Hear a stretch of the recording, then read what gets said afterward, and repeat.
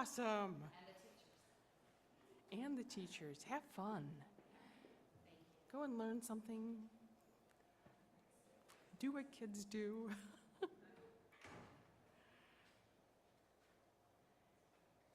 I watched as the tree outside our window turned into a darkening outline on the night sky, wondering if my sleepy eyes could tell the point when night had fallen.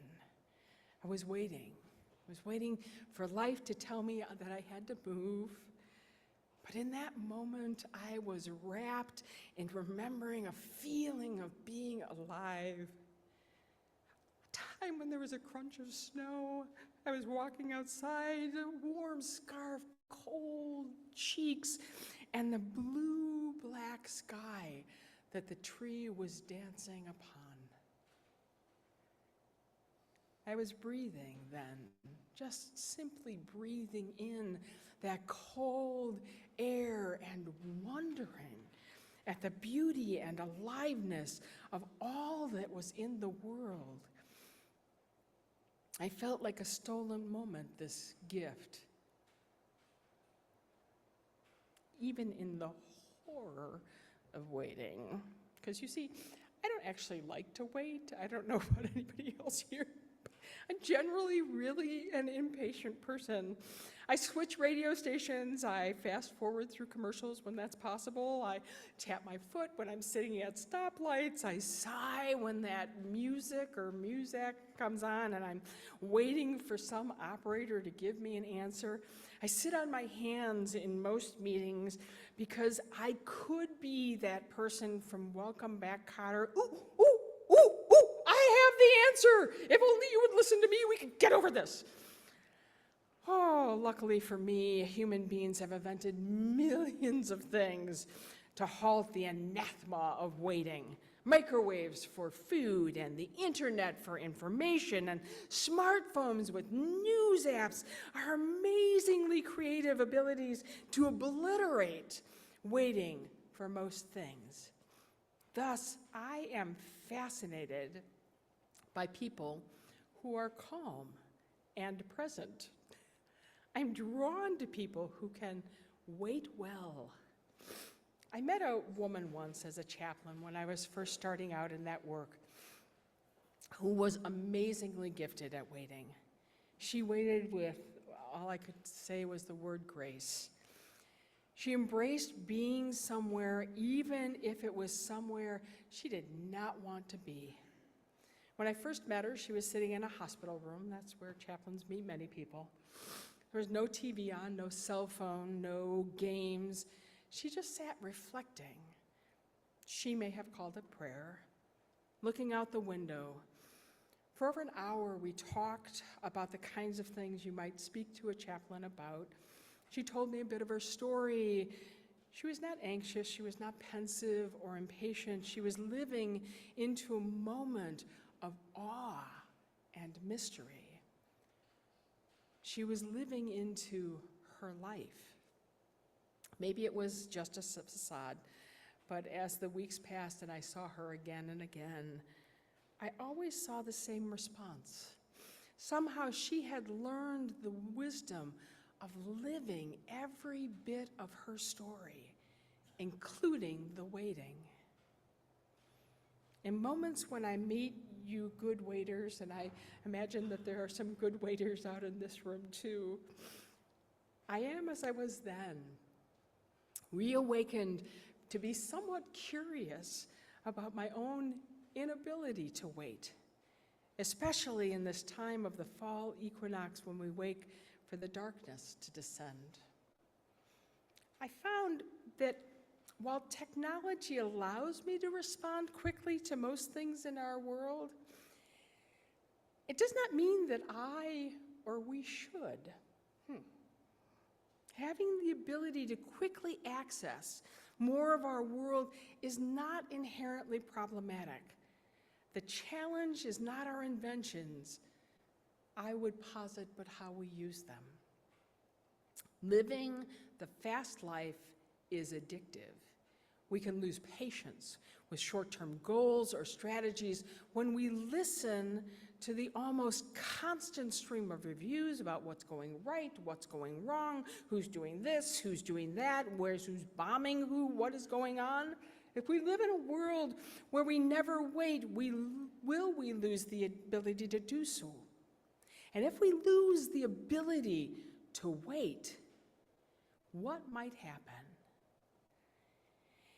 In the corporate world, where I worked for 20 years, in the late 1990s, it showed a really disturbing trend that continues to this day, towards expecting immediate results that were linked to stock prices and quarterly earnings. This was first brought to us by Jack Welch of GE. Mr. Welch took over GE in 1981, I know, a long, long time ago, and almost overnight dismantled any part of the business that was not giving immediate returns. Think anything that had to do with exploration, anything that had to do with, looking at how things might work. But in 1981, GE was the standard bearer for running corporations. Other people watched what they did, and when Jack Welch took over and changed the way GE was doing things, everybody else ran to follow. I remember the book, don't you? Doesn't everybody hear the Jack Welch and his golden management style, and Lee Iacocca followed closely after? Basically, Welch demanded that every part of his organization be successful always. Always. In doing so, he eviscerated a company who had shared with its employees and the main suppliers. He eviscerated a company that paid its taxes with pride. Eviscerated a company that became involved in the communities where it did its business. All in order to claim short-term gains in stock prices. At first, the shop talk in my corporation was that this is just a trend. This new internet thing gives people those stock prices so fast. This is going to go away. It should be just fine. Because people will realize, right, that you need planning. You need time to discover things through failure. Oh my God. You need to do any of this if you're in a major business venture. But then we watched for years as major companies struggled to attain ever-increasing financial gains by cutting off any exploration, cutting off any experimentation in order to not lose market share. We felt the pain because when those things failed, the next step was downsizing, or they changed it to right-sizing to gain those financial numbers. Some wonder now, nearly 40 years later, if this stacked strategy actually killed the corporate culture that we saw at that time. We are a culture obsessed with having things right now, thinking this will make us happy and content and more engaged, because if I have it, then I can engage with it, right? But just because we can link corporate earnings by quarter does not mean that that's a good thing in the long run. Just because we can ride on an interstate doesn't mean we miss much of our country's rich and diverse landscape. Just because there's something called the NFL Red Zone, will show you the highlights of all the games that are going on, does not mean that you shouldn't be watching the first and second down moments or the whole game. Just because you can buy ready mashed potatoes does not mean that you should. Yes, we want our conveniences, but we also need to reflect, to work, to actually long for things, and to understand that these things in life sometimes just simply takes time. Waiting alongs time for wonder, for mystery.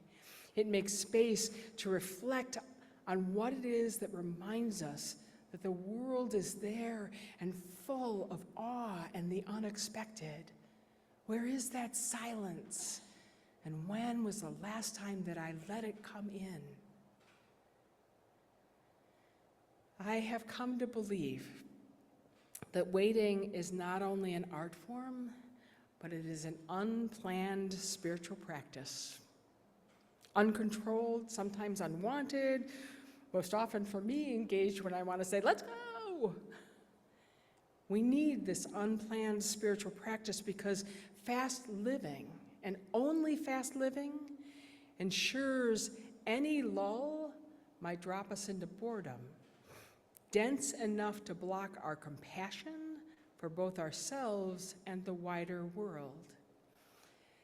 There once was an eighth deadly sin. Anybody ever heard this?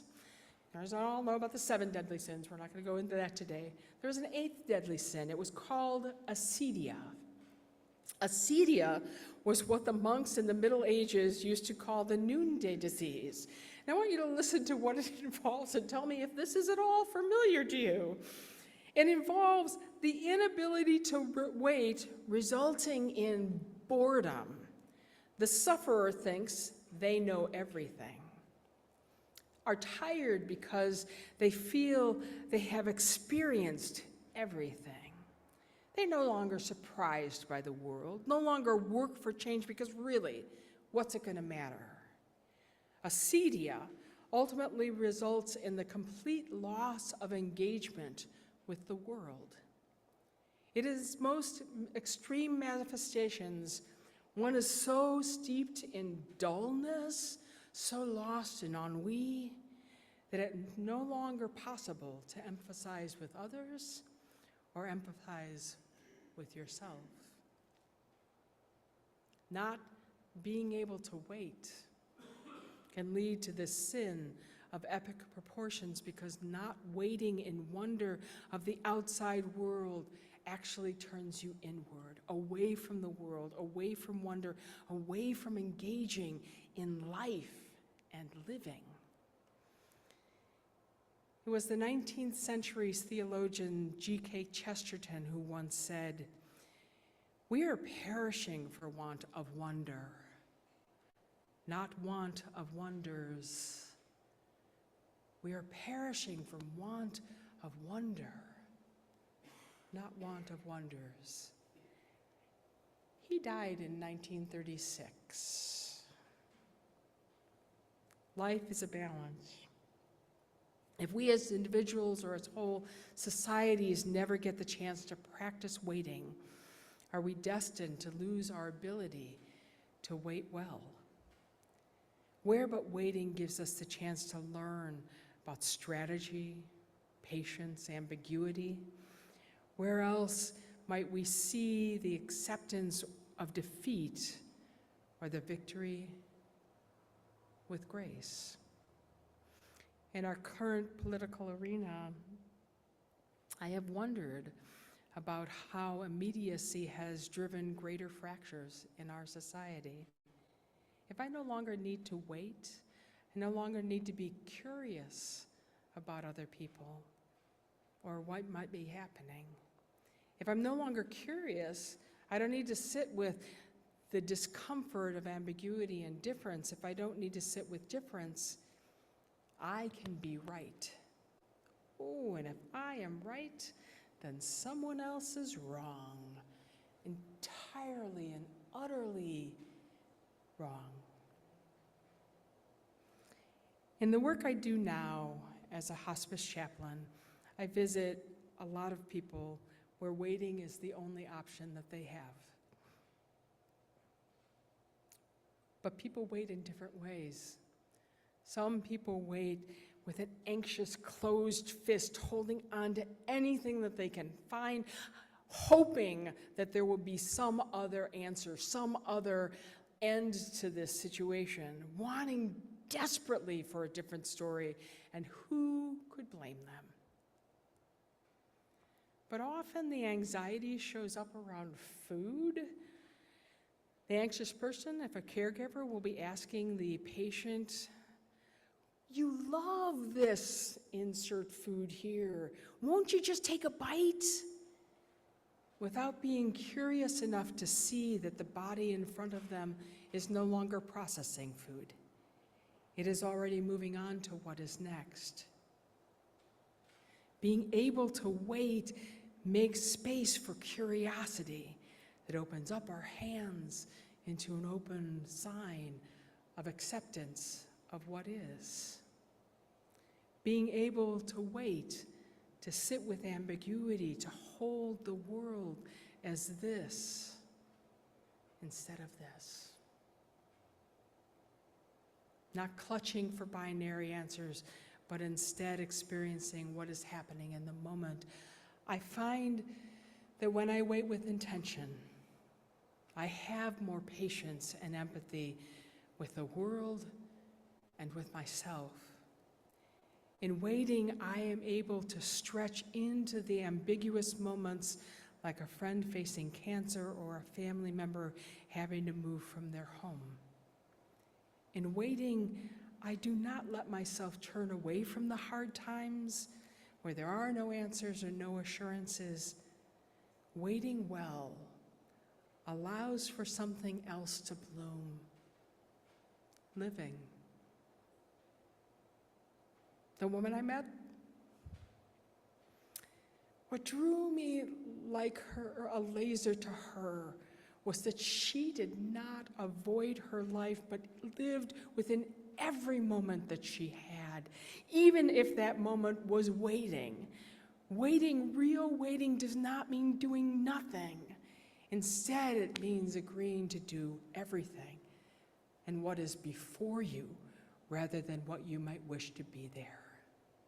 Waiting, like Wanda in our story who embraced the ambiguous, waiting is a coming to understand that big, important, complex challenges take time and are worth the effort of wading into. We may wait for change, but we are working toward life all the time. I remember Rabbi Tarfun in his entry to the prophet Micah. Micah, in the book written by or about him, says, "O mortal, what is good and what the Lord requires of you is to do justice, to love kindness, and to walk humbly." To do justice, to love kindness, and to walk humbly.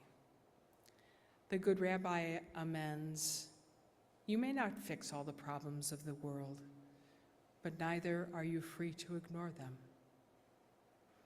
In waiting, we must take active steps to change the portions of life that are within our grasp, even as we wait for things to change, even as we wait for more to be available to us.